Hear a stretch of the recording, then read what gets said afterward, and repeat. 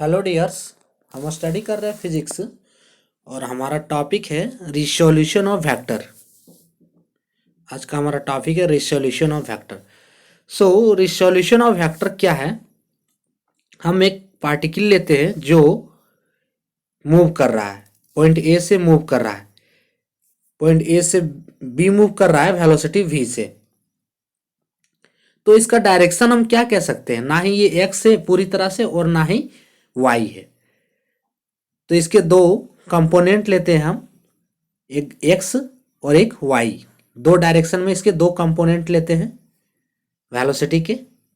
ये अब इस दोनों डायरेक्शन में इसके वेलोसिटी के कंपोनेंट क्या होंगे?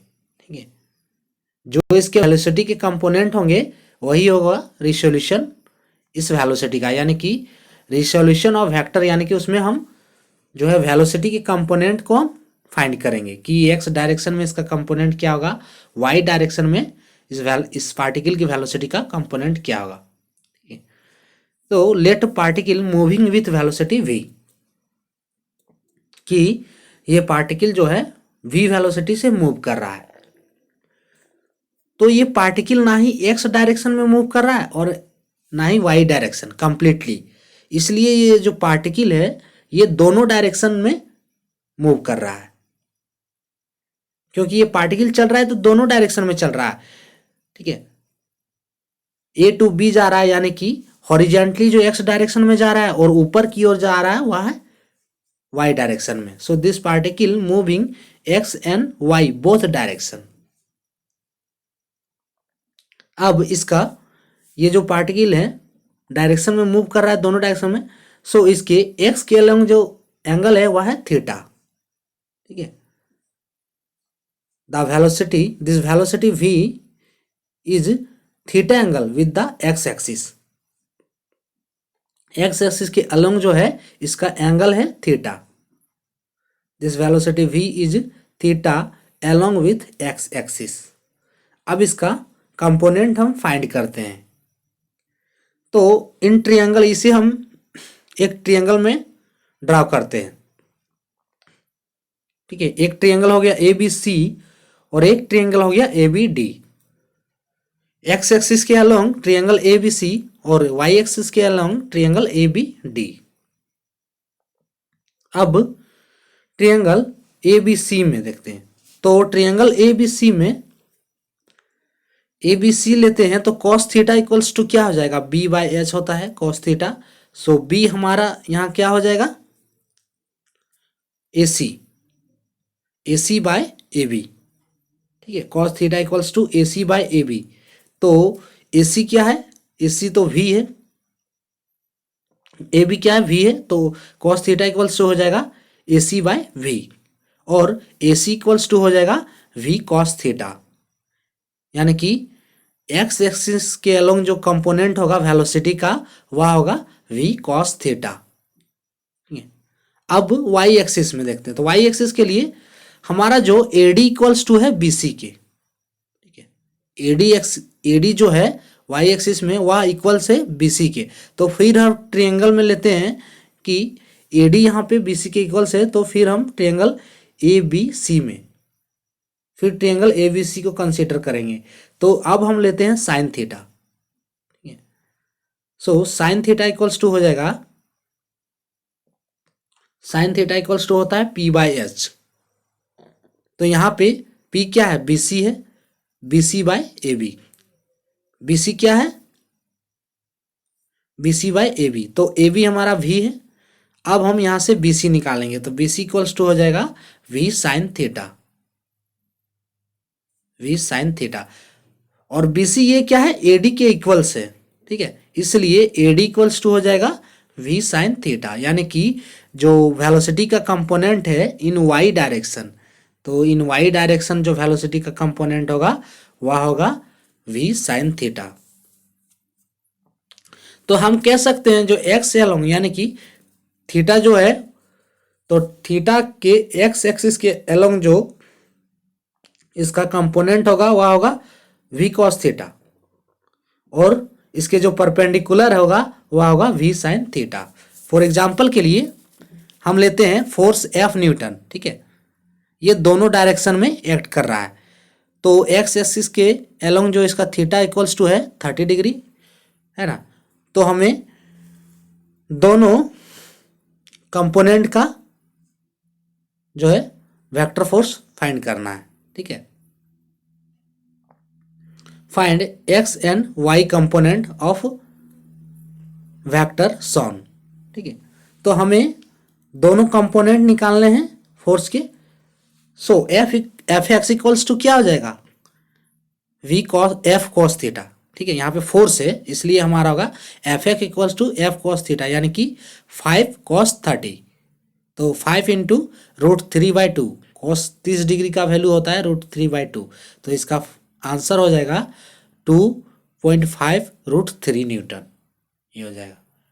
एलोंग एक्स एक्सिस, जो फोर्स का कंपोनेंट एलोंग एक्स एक्सिस।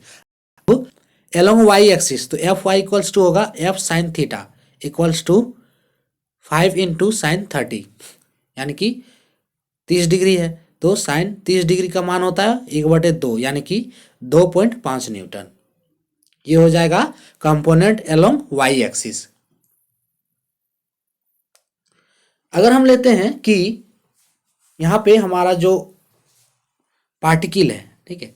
अब ये पार्टिकल कहाँ से मूव कर रहा है, देखिए ये पार्टिकल अपवर्ड मूव करता है, यानी कि डायरेक्टली ये 90 डिग्री पे मूव कर रहा है वाई एक्सिस पे, ठीक है। ये इसे हमारा दिया है, इस टाइप से हमारा दिया v इक्वल्स टू 5 मीटर पर सेकेंड। तो इसके एक्स और वाई कंपोनेंट क्या हो जाएंगे, v x equals to v cos theta, ठीक है।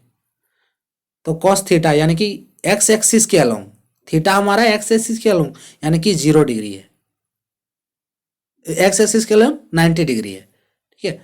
तो v cos 90, तो cos 90 का मान क्या हो जाएगा 0, ठीक है, 0 होगा यहाँ पे।